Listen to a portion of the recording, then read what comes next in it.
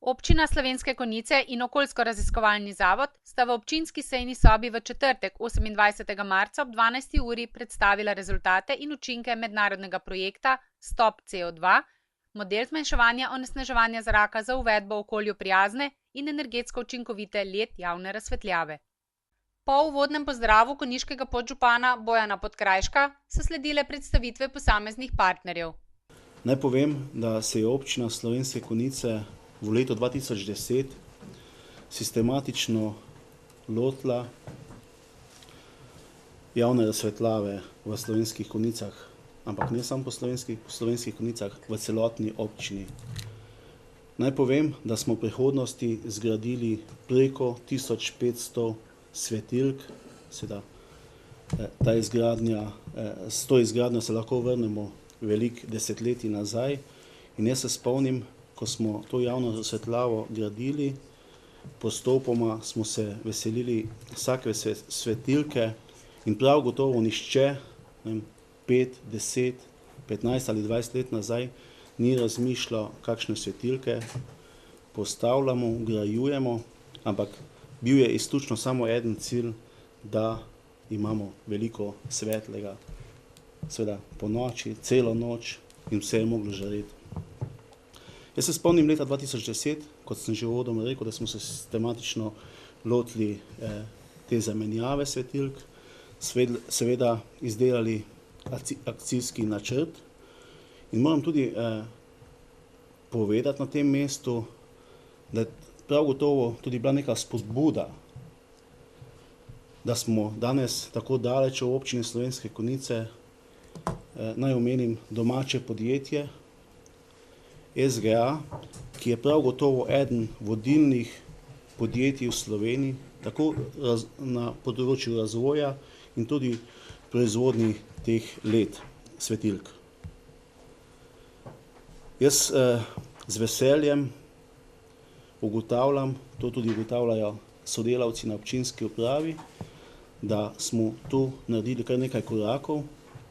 En podatek, ki jaz mislim, da je zelo pomemben, da smo v lanskem letu, v letu 2012, privarčevali z zamenjavo teh svetilk preko 18 000 evrov.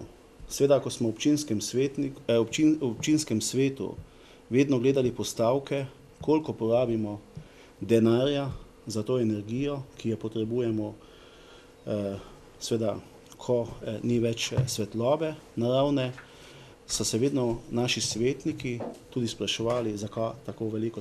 Tako da ta pomemben korak, jaz sem vesel, da nam je to v občini Slovenske Konjice uspel.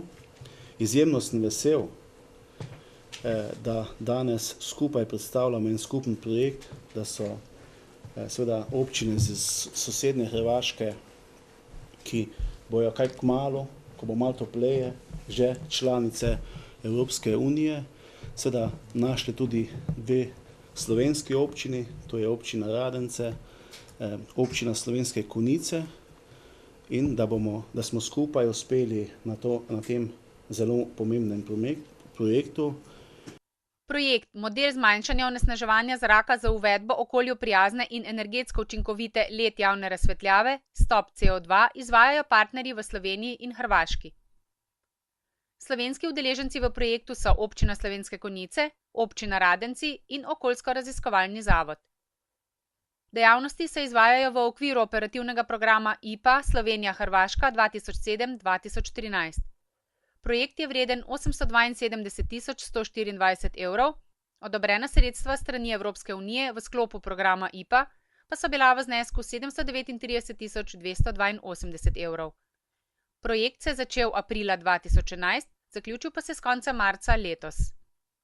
Cilj projekta je bil na osnovi modernih informacijskih in komunikacijskih tehnologij zmanjšati porabo električne energije, potrebne za obratovanje javne razsvetljave, na minimum. Za dosego tega cilja so se preučile vse možnosti in izbrala najboljša možna tehnologija.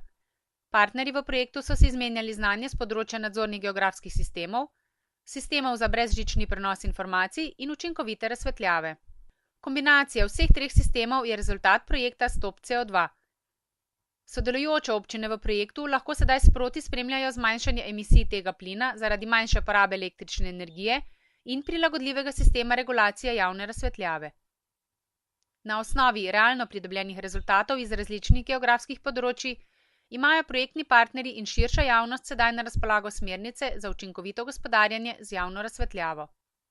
V sosednjih občinah na Hrvaškem, v občini Kostrena so namestili 148 LED svetilk, v občini Čavle 95, v občini Radenci 152, v občini Slovenske Konjice 171 ter v občini Viškovo 161 LED svetilk, ki so energetsko varčne in tudi okolju prijazne. Idejni vodja projekta je Udruga Cezar iz Rijeke, ki se ukvarja s promocijo energetske učinkovitosti. Projekt so pripravili skupaj z regionalno razvojno agencijo Porin, ki je prav tako partner projekta, na slovenski strani partnerstva pa sodeluje poleg 2 občin še okoljsko-raziskovalni zavod, ki skrbi za informiranje in obveščanje javnosti.